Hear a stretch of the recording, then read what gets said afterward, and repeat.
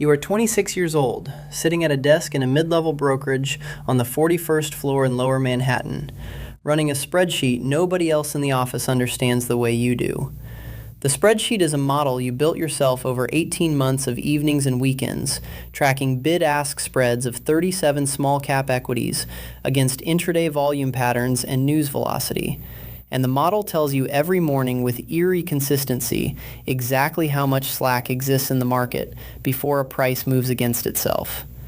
Your title is Junior Quantitative Analyst. Your salary is $62,000 a year. You are not unhappy. You are not particularly happy. You are watching the market the way a mechanic watches an engine, listening for the misfire before it becomes a breakdown. One Tuesday in February, you find it. A pharmaceutical company named Helixar Biogenics has a drug trial readout scheduled for Thursday morning. The options chain is massively skewed toward puts. Volume in the week 3 $30 strikes has spiked 300%. The bid-ask on the underlying stock, sitting at $41, is technically tight, but your model is screaming. The spread is an illusion, a paper wall. You write a 3-page memo. You bring it to your supervisor, Gordon Kessler, who runs the equities desk with the distracted confidence of someone who has been right about markets for so long he no longer remembers what being wrong feels like. Gordon reads one page, sets the memo down, tells you it's an interesting observation, and turns back to his terminal. The stock moves on Thursday morning, down 43% in 11 minutes after the trial fails. Every retail trader who owns shares at market open is incinerated. Gordon does not bring up your memo.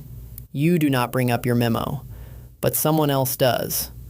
A week later, your phone buzzes with a number you don't recognize, and the man on the other end knows your name, your model's methodology, and the section of the equity code you cited on page 2. He tells you his name is Vic. He tells you he runs a proprietary trading desk at Arcadia Capital, a name that appears in footnotes of SEC filings and never in news articles. He offers you $240,000 base, a discretionary bonus tied to spread performance, and a seat at a desk that is not in Manhattan. You take the meeting, you take the offer. You give Gordon 2 weeks' notice, and he shakes your hand a second longer than necessary, and you understand that he knows exactly what just happened. The desk is in Greenwich, in a building that looks like an insurance office and has the security posture of a government facility. Badge readers at every interior door, no windows in the trading room, a Faraday cage blocking all personal mobile signals. 11 people in the room on your first day. Vic introduces you as the new flow analyst and walks you through what the desk actually does.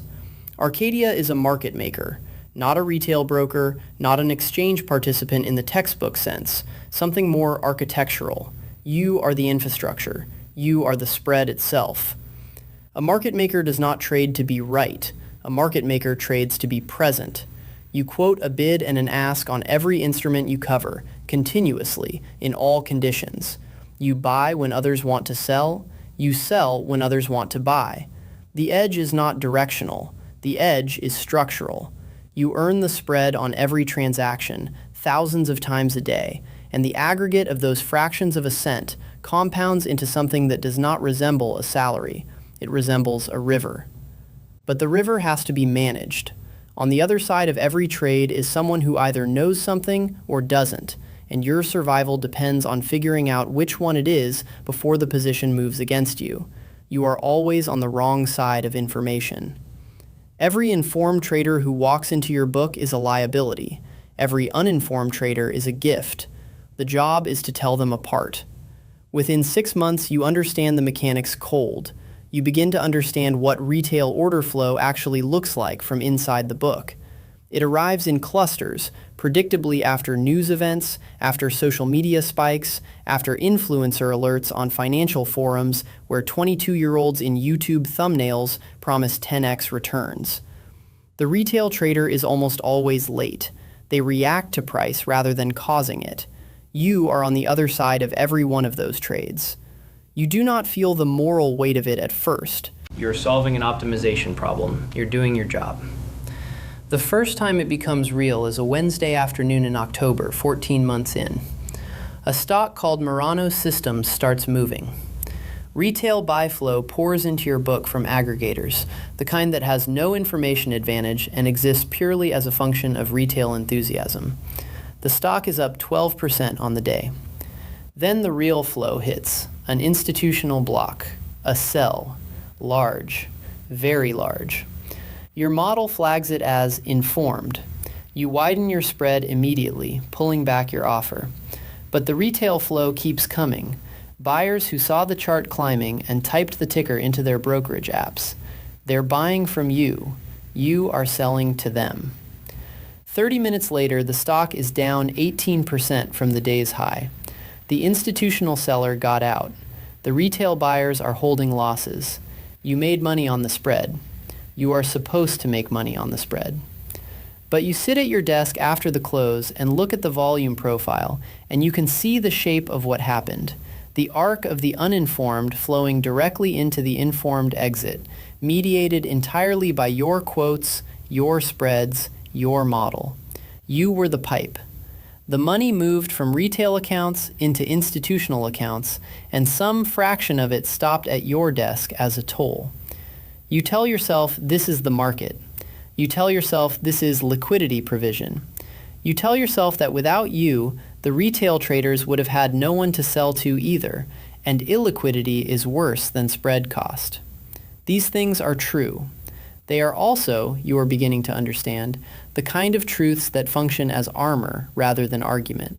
By year 3, you are running the desk. Vic has moved into a partner role and spends most of his time in Zurich.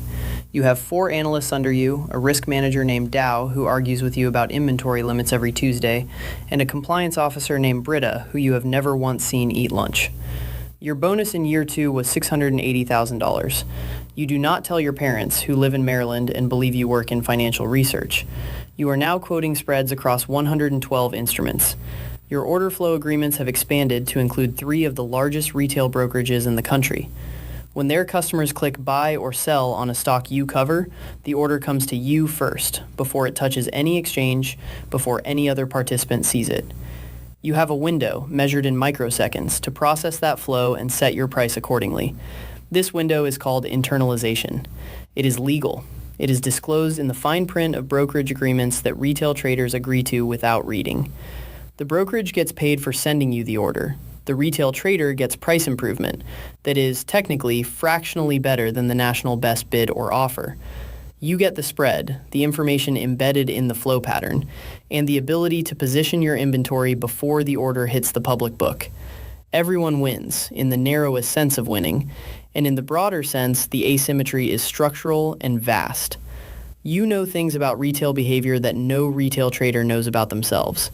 You know that the average holding period of a retail equity position opened on a Monday morning is 14 days. You know that retail buy flow spikes 42% in the hour after a popular financial podcast drops.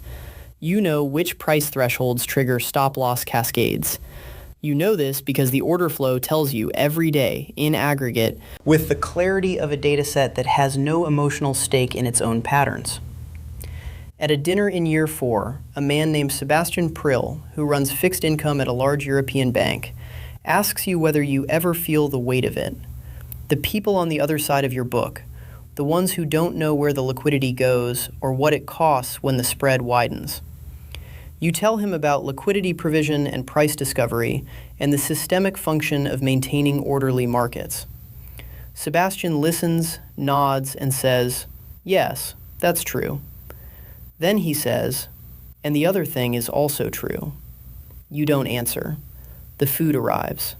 The other thing is also true. You carry this sentence for months, not as a crisis, but as a counterweight. You are not cruel. You do not manufacture volatility. You are operating within the law on every dimension. But the law is a floor, not a ceiling, and you live between the floor and the ceiling in a space that is perfectly legal and deeply asymmetric, and generates enormous profit from people who are structurally unable to understand what they are participating in. You think about this most acutely during volatile periods. When a market event sends retail traders flooding into their apps, reacting to headlines, the flow pours into your book in a wave. You widen spreads, the inventory risk is real, and Dow will pull your limits if your Greeks get too extended. But the widened spread costs the retail trader more. The moment they most need a fair price is the moment the price is least fair. The market maker gets paid more precisely when the retail trader can least afford it. You widen the spread on the morning of a flash crash in year 5 and earn more in 40 minutes than you earned in your first 6 months at Arcadia. The number appears on your screen and you stare at it and feel something that is not pride and not guilt, but a very particular awareness of the mechanism you have become. Year 6 brings a problem. A European regulator, working through a mutual cooperation framework, begins asking questions about internalization rates across several American market makers, Arcadia included. Brita handles it. The compliance process takes 4 months and concludes without action, but it leaves a residue. Because during those 4 months, you read the inquiry documents carefully, and you ask Dow to run the numbers you've never looked at in quite that configuration. Not inventory risk on your side, but aggregate cost to the retail participant relative to what they would have paid in a fully transparent auction market. The retail trader pays, on average, 0.4 cents more per share in internalized flow, 0.4 of a cent. Across the volume your desk handles in a year, that aggregates to something north of $90 million. You sit with $90 million for a long time. Not because it is illegal, but because you built the model.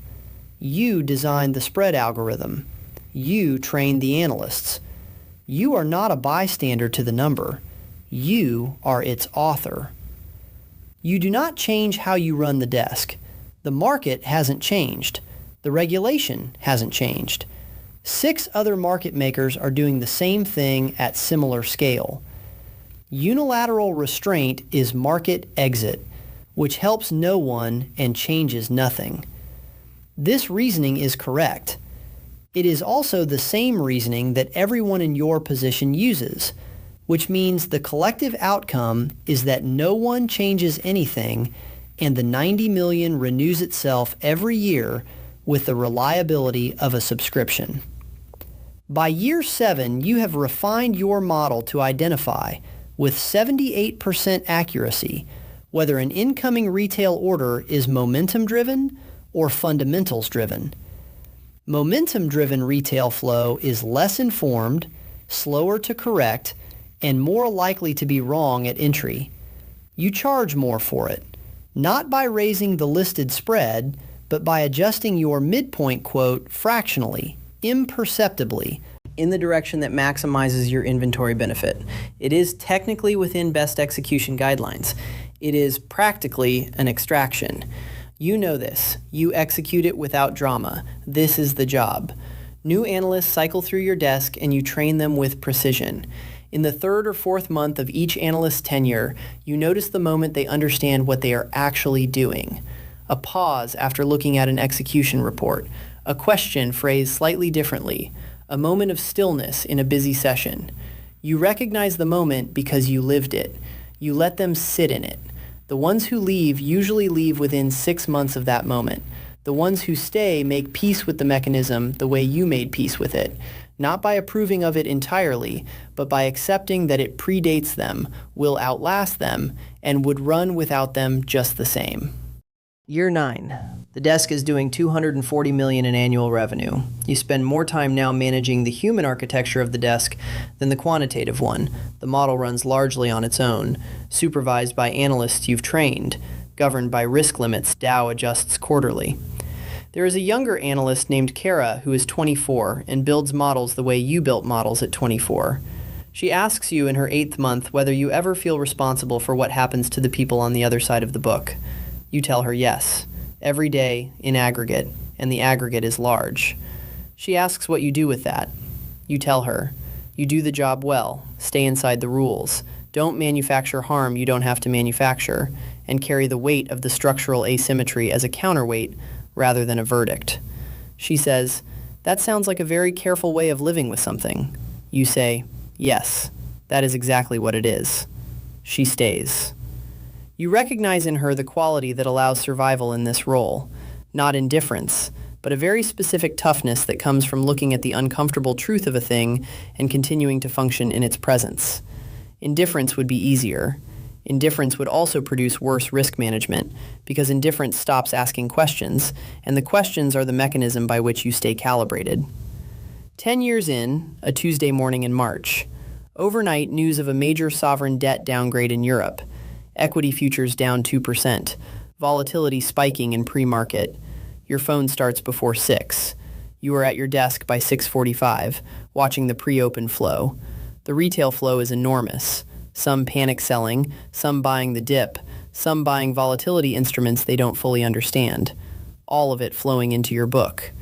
You widen spreads across 11 of your highest risk instruments, calibrated against competitive quotes so you don't lose flow entirely to other market makers. You find the level, you set it, the session opens.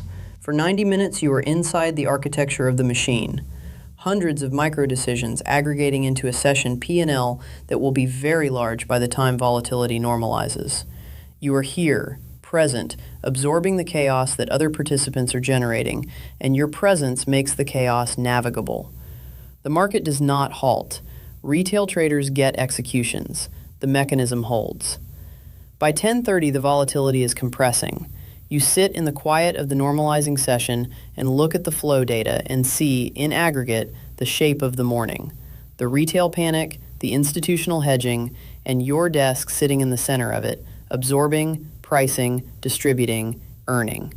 You were the infrastructure. You held.